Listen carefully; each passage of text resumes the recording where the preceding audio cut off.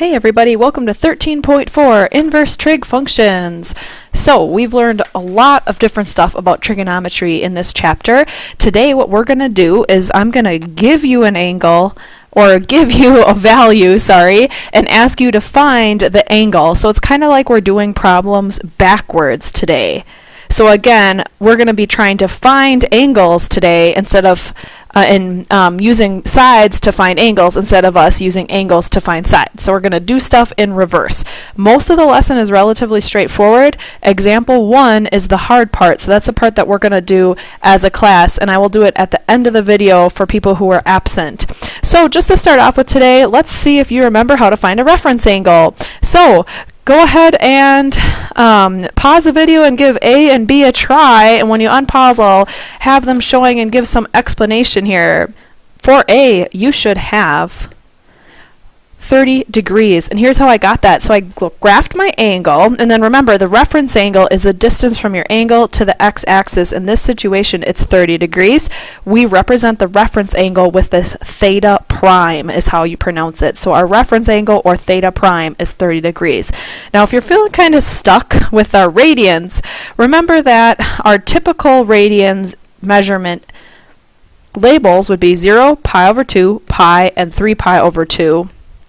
But I have this in sixths, so I want to make common denominators so I'll be able to figure out exactly where this is graphed. To make a common denominator of 6, with this first fraction I'll multiply by 3 over 3, so pi over 2 is the same thing as 3 pi over 6. That makes sense, right? Because 3 over 6 reduces to a half. Now, 7 pi over 6 is way past that, so I need to keep going. To make pi a fraction over 6, I will multiply by 6 over 6. So pi is the same thing as 6 pi over 6. Again, that kind of makes sense.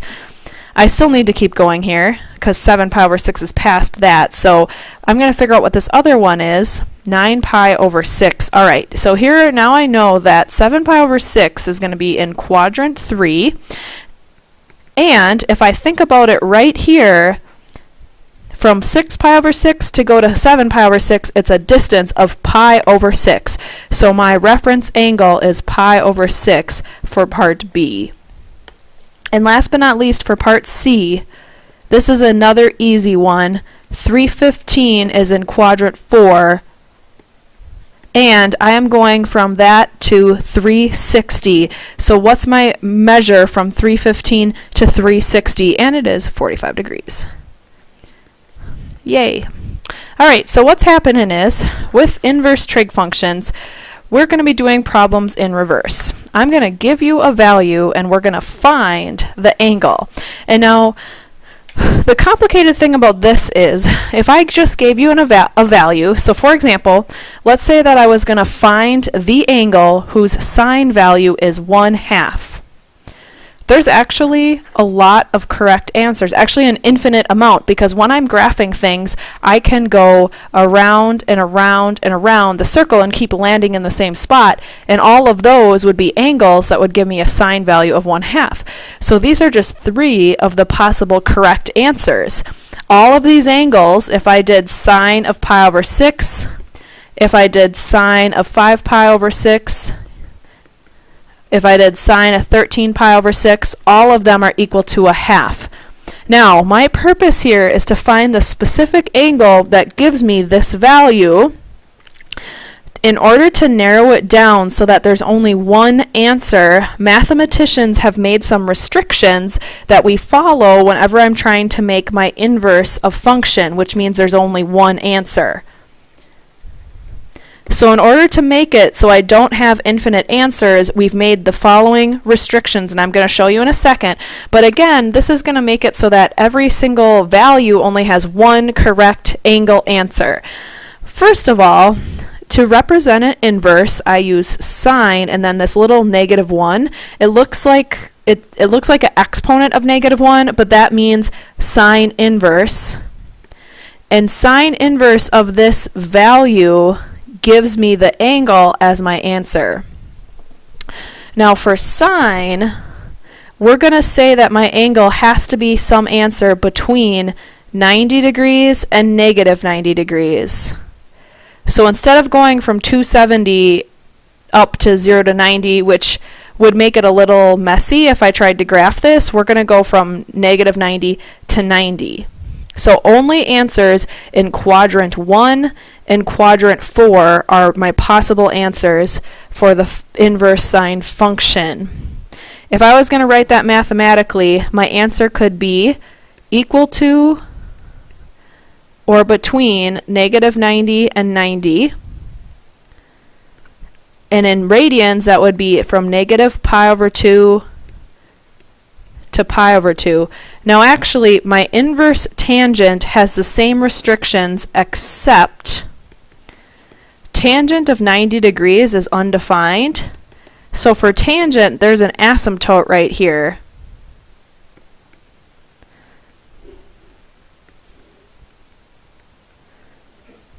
So tangent is undefined if you have a 90 degrees or a negative 90 degrees, because thinking back to what we did in 13.2, it's going to make us one of those quadrant angles, and I would have a 0 on bottom of the fraction when I did the y over x thing, if you may remember that or not. But anyways, other than that, the restrictions are the same. But once again, because it can't be equal to that line, when I make my restrictions here, notice how it's only less than, greater than, it's not less than or equal to.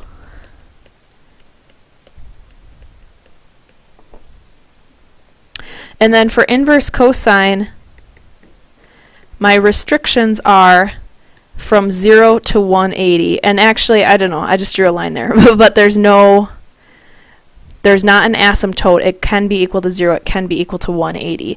And so for cosine, I can have my answer in quadrant 1 or quadrant 2.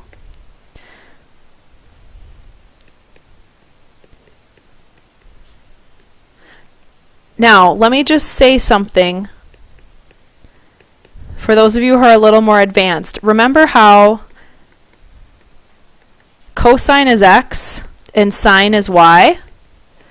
The reason these quadrants are specifically chosen is, for cosine, for example, I want to account for negative x's and positive x's. So both situations will be accounted for having this as my restrictions.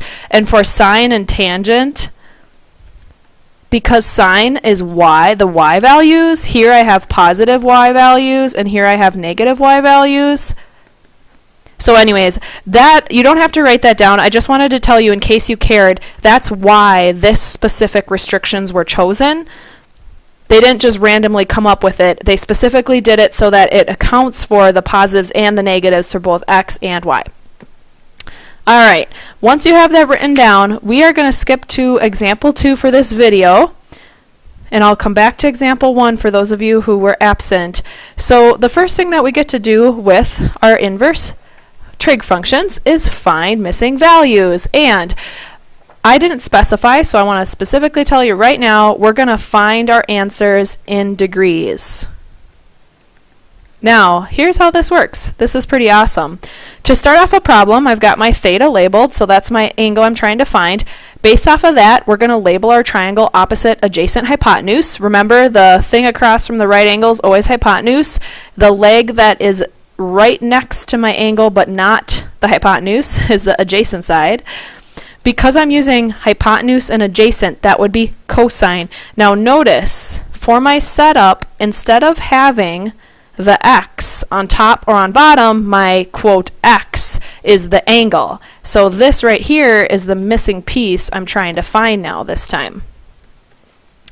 Okay, you may or may not remember this back from Geometry 2, but to get rid of a cosine, because I want to just solve for the angle, to get rid of the cosine, I actually can cosine inverse both sides.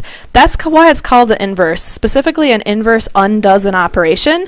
So just quick reminder, something squared and something square rooted are inverses of each other because they undo each other. So kind of like that, cosine and cosine inverse undo each other, and then I just have theta. Now, in my calculator, I type in cosine inverse of 5/9. Since I'm doing my problem in degrees here, I have to make sure my calculator is in degrees. So go to your mode, make sure you're in degree mode. I'm not in degree mode, so luckily I checked. I'm making sure degree mode is selected. Then your cosine, sine inverse, and tangent inverse buttons are right above the regular buttons on your calculator right here. So since I'm doing cosine inverse, got cosine inverse of 5/9, and I am in degree mode, so my answer's in degrees. Answer is 56.3 degrees. Pretty awesome, huh? Pretty slick. I'm going to do one more, and then I'm going to let you try two. So again, wherever your theta is labeled, based off of that, I want to label my opposite, adjacent, and hypotenuse sides of my triangle. So here, opposite is across from the angle. Adjacent is the one right next to it. This time I have opposite and adjacent, so I would be using the tangent ratio. So I do my setup. Tangent of my angle equals opposite over adjacent, and this is me assuming you remember those trig ratios. So pull out your 13-1 notes if you don't. And again, in order to get rid of a tangent, I tangent inverse both sides. Tangent and tangent inverse are inverses of each other. They undo each other. In my calculator, I'm going to type in tangent inverse of 4/6. Tangent inverse of 4/6. And my answer this time is 33.7 degrees. Yay, there it is. Now, that is not too bad, right? I'm going to pause the video and let you try C and D, and then when you unpause, I'll have the answer showing. Cool, there it is. C is theta equals 30 degrees. D is theta equals 24.4. Now, one thing that you will be asked to do on the test and just in general is evaluate with your calculator. We kind of already did that, but just so you know, you can also get an answer in radian measure. So right now, we're just going to practice typing it in degrees and radians. And you should be always, in your calculator, always checking to see what mode you're in. And you're going to be switching back and forth between degree mode and radian mode all the time in this chapter, as you've seen already. But just keep that in mind that you always want to check and make sure what mode your calculator is in. Right now, I was in degree mode, and I got 44.4 degrees approximately. So in order to figure out what that is in radians, I'm just going to go to mode. I'm going to change to radian mode. And I'm going to type in sine inverse of 0.7.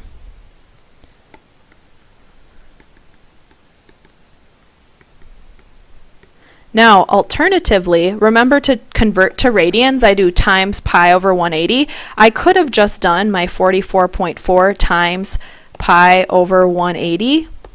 And I get the same answer approximately. It's not exactly the same because 44.4 is a rounded answer, but that's another way I could just convert it.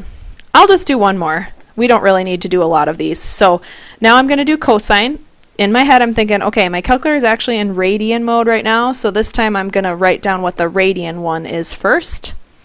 In radians, my answer here is 2.28. And then convert back to degree mode and figure it out again. Cosine inverse of negative 0.65 is 130.5 degrees. Now, last but not least, for you, those of you watching this at home right now for class the next day, you're going to be asked to make some setups for word problems and solve for missing angles. This is very similar to what we did in section 13.1, only we're solving for the angle instead of a missing side. In this situation, I have a crane. It has a 200-foot arm. The lower end is 5 feet off the ground. Okay.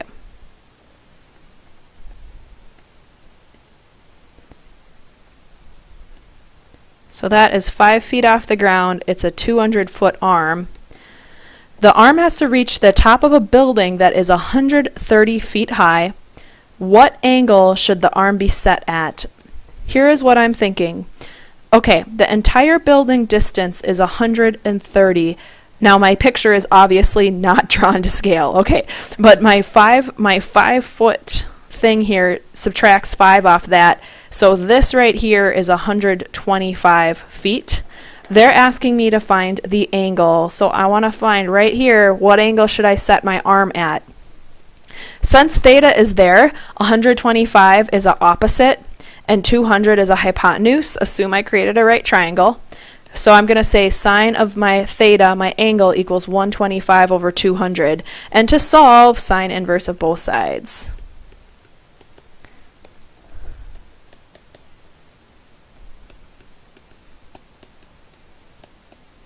All right, type that into your calculator and you should get approximately 38.7 degrees. I'm going to now flip back to the front and do example 1. You're welcome to watch it if you want, but my intent is for us to do this in class together. Example 1 is where it gets a little harder. All right, so what's happening here is I want to figure out what angle gives me negative square roots of 3 over 2. I want to find the angle is my goal. And here's what is happening. What I want to do is think about my unit circle, and I'm going to actually draw myself a little picture. I'm going to erase this area and use this area. So in my head, every time when I'm doing these problems from 13.3 and now in 13.4, I want to think about this section of the unit circle that I've been working on memorizing. And this section of the unit circle is the 0, 30 degree, 45 degree, 60 degree, 90 degree section. Now remember, it's a unit circle, so when I put a dot right here, that dot is 0, 1, because it's gone nothing left or right, it's up 1. Right here is 1, 0. Hopefully you know this. 45 degrees is the one where they're the same. And then I go in order 1, 0, 1, 2, 3 is kind of how I think about it. So those are my values. Now, here is what's happening. If I kept going, all of the down here, all of my things would be the same, only the y values would be negative down in quadrant 3 or 4 down here, I guess. In quadrant 4, the y values are negative. And over here in quadrant 2 is where the x values would be negative. So here's what I do. First, I'm thinking, okay, sine. Sine is a y value. So I'm really asking at what angle is the y value negative square roots of 3 over 2. For those of you who are step-by-step people, I'm going to write this out step by step. So in my head I'm thinking, okay, sine is y. So I'm looking for a y value. That's step 1. Step 2, so in my head I'm like, okay, what angle has a y value of negative square roots of 3 over 2? And it has to be a y value in my restrictions. So for sine, that goes from negative 90 to 90. So it has to be in quadrant 1 or 3 because of my restrictions. So what I'm going to do is I'm going to be like, okay, so where I have a y value of square roots of 3 over 2 is at 60 degrees. But because it's negative, that means it's actually the one down here at negative 60 degrees. So my answer is negative 60 degrees. Or convert that to radians, which is times pi over 180. That is also negative pi over 3. Now, this takes a while to get the hang of, so we're going to do several of them. Part B, I've got cosine. So basically what I'm asking, cosine is an x value. So I want to know what angle has an x value of square roots of 2 over 2. So again, I'm asking myself, what angle has an x value of square roots of 2 over 2? And now this one's an easy one because this one is just right on here. Where do I have an x value of square roots of 2 over 2? It's at 45 degrees, which is also pi over 4. Now maybe I should write that down too if you're struggling with the radians. So remember, radians is pi over 2 and then pi over 4. Okay. It gets a little harder when I have tangent. Remember, tangent is y over x. So essentially, I'm asking for where or what angle is y over x equal to -1. Now, it's negative, so that's going to be down in quadrant 4, because down in quadrant 4, I would have negative square roots of 2 over 2 for the y value, and regular square roots of 2 over 2 for the x value. So again, it'd be just like this point, only the y would be negative because it'd be down here in quadrant 4. So that is at -45 degrees, or negative pi over 4. We're going to do a few more. I know this is hard, so keep trying, keep trying. All right, on the back side, sine inverse is square roots of 2 over 2. So again, sine is a y. I want to know what angle has a y value of square roots of 2 over 2. So going back to my little unit circle drawing, what angle has a y value of square roots of 2 over 2? It is 45 degrees, or pi over 4. Part E, cosine inverse. Cosine is an x. So this time, what angle has an x value of -1/2? Again, an x value of -1/2. Now, here's what I do for cosine. First of all, an x value of 1/2 would be right here at 60 degrees. But I need it to be -1/2, and I am going to go,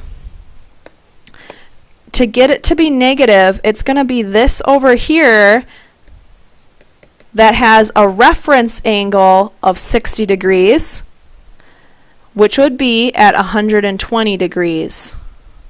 So where do I have an x value of -1/2 that's within my restrictions of quadrant 1 and quadrant 2? It's at 120 degrees. And I use my pi times pi over 180 to convert that, and that is 2 pi over 3. Last but not least, I want to figure out where do I have a tangent value of square roots of 3. Now remember, tangent is y over x. Now, if I look at this, I see a square root of 3, so I know it either has to be like this, y and x, or it could be like this. Maybe I don't necessarily know off the top of my head which one of these it is. I'm going to actually figure that out then. So if it's this way, remember, take your top, take the reciprocal of the bottom. Oh, I guessed it right for the first one, so it's this way. So that, because that's square root of 3, which matches. This one then must be square roots of 3 over 2. Or square roots of 3 over 3, I guess. Anyways, here's what's happening then. That's 1/2 comma square root of 3 over 2, and it's positive, so I don't have to worry about going down to quadrant 4. What angle has a value of 1/2 square roots of 3 over 2, and that is 60 degrees. So 60 degrees or pi over 3 is my final answer for that one. That's all I've got for you for 13.4. Thanks for listening, and I'll see you again soon.